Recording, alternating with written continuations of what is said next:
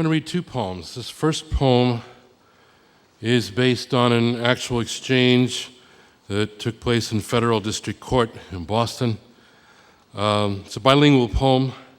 If you don't know Spanish, the only thing you need to know to get the poem is that there is a mistranslation in the middle, which makes perfect sense, since for Latinos, the legal system is nothing but a series of mistranslations anyway. So here's the poem now. Mariano explains Yanqui colonialism to Judge Collings.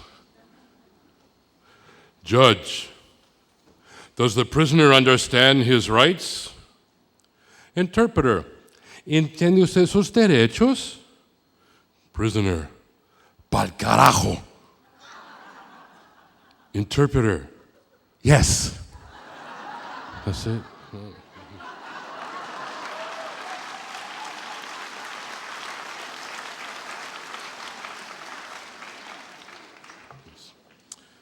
Pa'l carajo does not mean yes.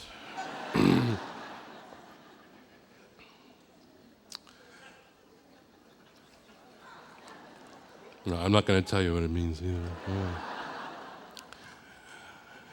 The word Alabanza means praise in Spanish.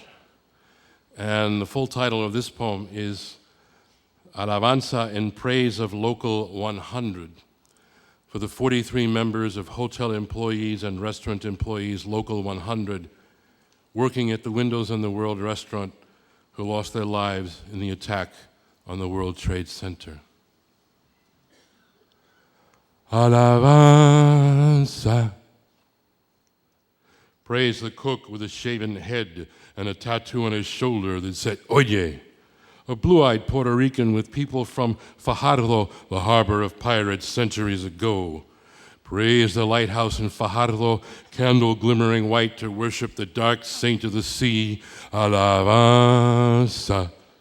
Praise the cook's yellow pirate's cap, worn in the name of Roberto Clemente, his plane that flamed into the ocean, loaded with cans for Nicaragua, for all the mouths chewing the ash of earthquakes, Alabanza. Praise the kitchen radio, dial clicked even before the dial on the oven, so that music and Spanish rose before bread. Praise the bread, Alabanza. Praise Manhattan from 107 flights up, like Atlantis glimpsed through the windows of an ancient aquarium.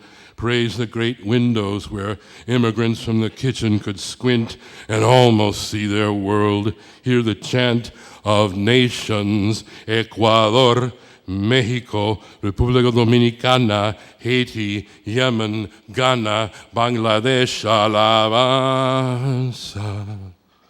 Praise the kitchen in the morning where the gas burned blue on every stove and exhaust fans fired their diminutive propellers, hands cracked eggs with quick thumbs or sliced open cartons to build an altar of cans. Alabanza.